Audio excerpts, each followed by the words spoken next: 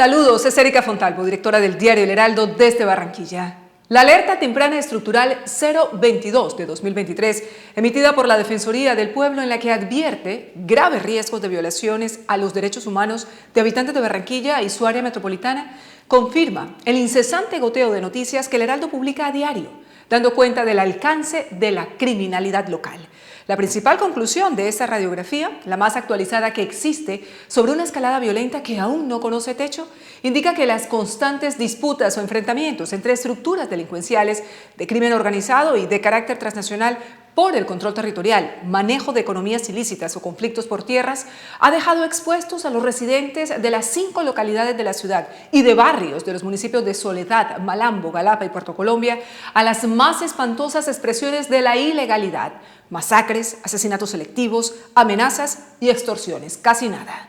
Sin dejarse arrastrar por el catastrofismo, porque ese no es el sentido, sí tendría que ser motivo de preocupación o al menos de genuino interés el panorama que dibuja el documento elaborado por un equipo especializado de la Defensoría de forma exhaustiva. Su naturaleza preventiva busca del Gobierno Nacional y del resto de la institucionalidad estatal una respuesta con enfoque protector que, considerando la extensión y profundización de riesgos, amenazas y peligros desde la última advertencia, que fue en 2020, no debería dilatarse bajo ninguna circunstancia. Primero, porque la situación a día de hoy, como reconoce el defensor Carlos Camargo, es ya insostenible, y sobre todo porque nada indica que se revertirá o que las nuevas alarmas no terminarán consumándose, como ha pasado antes. Por tanto, quedarse de brazos cruzados aparece como la peor opción. Nadie debería caer en la perversa tentación del inmovilismo.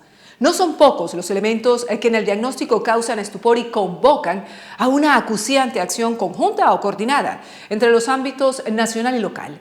En realidad, lo que más acude al sentido común es comprobar cómo, pese a las recomendaciones para conjurar riesgos consignadas en alertas anteriores, poco o nada se ejecutó. De manera que eventos violentos que se habían anticipado desde hace años, como masacres, casos de sicariatos y extorsiones, han ocurrido como si se tratara de una profecía autocumplida, causa y consecuencia de la expansión de grupos criminales de distinta jerarquía, algunos bastante conocidos como el Clan del Golfo, otros reconfigurados como los Nuevos Rastrojos y el Nuevo Bloque Costeño. No faltan los de siempre, los Papa López y los Vega, y entre los más recientes aparecen los Pepes.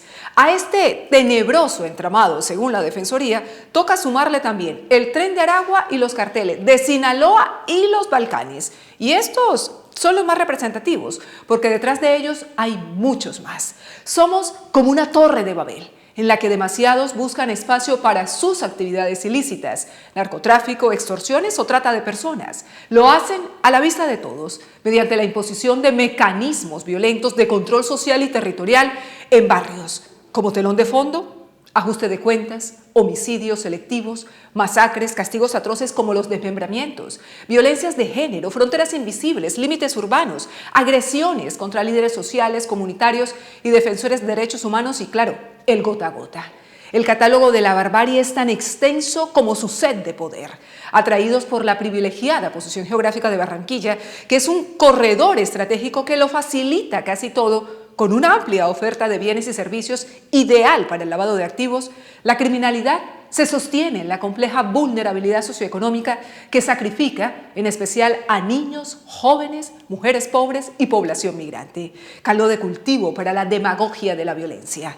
Esto tiene que parar. En el primer trimestre mataron a 201 personas, un 43% más que en el mismo periodo de 2021.